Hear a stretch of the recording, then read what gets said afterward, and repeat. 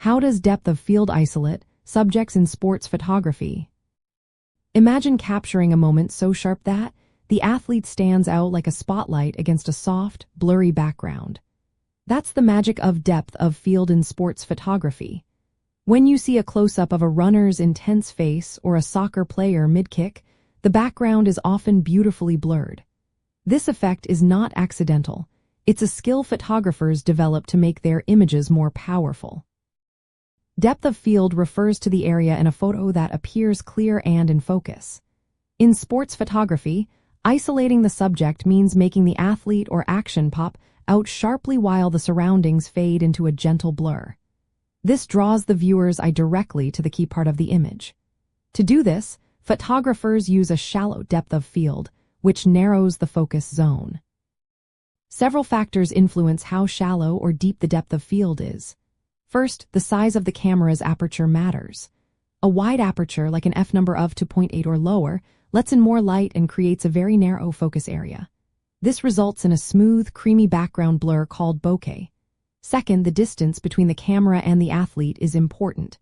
The closer the camera is to the subject, the more the background gets blurred. Third, the focal length of the lens plays a role. Using a telephoto lens with a long focal length, such as 200 millimeters or more, compresses the scene and makes the background appear even more out of focus. This is why sports photographers often use telephoto lenses to get close-up shots from afar. Lastly, where the camera is positioned relative to the background makes a difference. Shooting from a lower angle with a distant background increases the blur effect, helping the subject stand out more. In a sports media and broadcasting setting, understanding how to control depth of field is essential. It helps photographers emphasize key moments, like a winning shot or a player's emotional reaction. Mastering these techniques allows sports photographers to produce images that tell a story and grab viewers' attention. By adjusting aperture, focal length, and camera position, they can create images that highlight the energy and emotion of the game.